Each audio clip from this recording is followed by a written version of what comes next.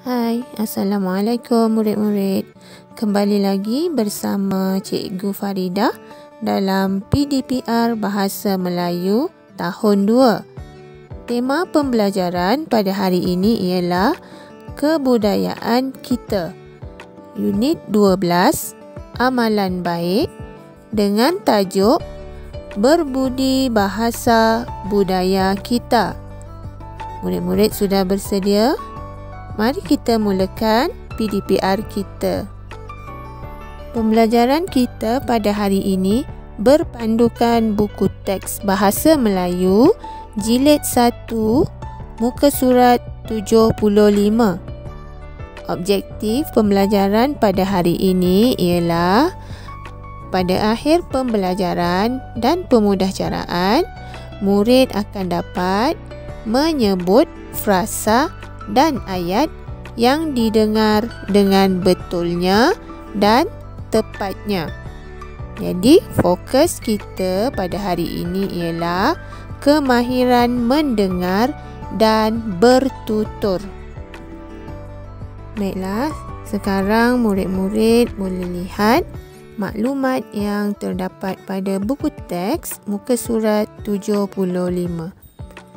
Kita akan baca maklumat ini. Kamu boleh ikut bersama-sama. Berbudi bahasa budaya kita. Berbudi bahasa ialah nilai baik yang perlu ada pada setiap orang. Amalan berbudi bahasa ini budaya masyarakat Malaysia. Okey, mengapa dikatakan berbudi bahasa sebagai budaya masyarakat Malaysia? Kerana masyarakat Malaysia terkenal dengan sikap berbudi bahasa dan bersopan santun. Okey, sekarang kita baca apakah amalan berbudi bahasa yang pertama. Kita hendaklah memberikan ucapan selamat apabila berjumpa dengan seseorang. Jadinya kalau kita berjumpa dengan orang lain, sama ada yang kita kenal ataupun tidak, kita hendaklah tegur dan memberikan ucapan selamat. Contohnya seperti dialog yang diberi. Selamat sejahtera, cikgu.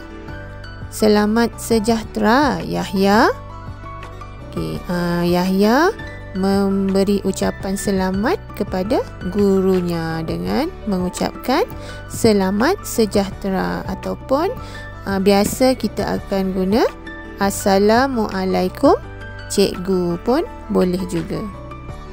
Amalan berbudi bahasa yang kedua ialah kita mestilah bertanya tentang kabar dan keadaan seseorang. Sekiranya kita berjumpa dengan kawan ataupun orang yang kita kenali, kita hendaklah bertanya kabar dan bertegur sapa, seperti contoh pada dialog yang diberi. Apa khabar, Sume? Saya harap kamu sihat dan sejahtera. Kabar baik, Hana. Saya harap kamu juga sihat dan sejahtera. Kamu hendak ke mana? Saya hendak ke perpustakaan. Amalan berbudi bahasa yang ketiga ialah kita sepatutnya membantu orang tua atau orang yang kurang upaya. Siapa dia orang yang kurang upaya? Contohnya orang yang mengalami kecacatan anggota, cacat penglihatan, orang-orang tua yang memerlukan bantuan. Seperti situasi pada dialog ini. Pravin, marilah kita bantu pakcik ini. Jadi pakcik tu jawab apa? Mestilah dia ucapkan terima kasih.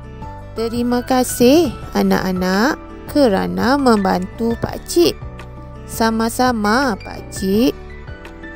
Jadi bila orang dah menghulurkan bantuan pada kita, kita hendaklah mengucapkan terima kasih. Itulah yang dikatakan amalan berbudi bahasa.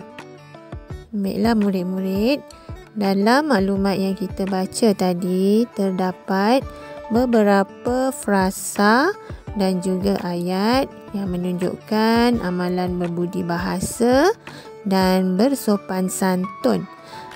Kita baca bersama-sama. Lihat pada dialog yang pertama. Selamat sejahtera. Okey, itu adalah frasa. Seterusnya, pada dialog yang kedua, saya harap kamu sihat dan sejahtera.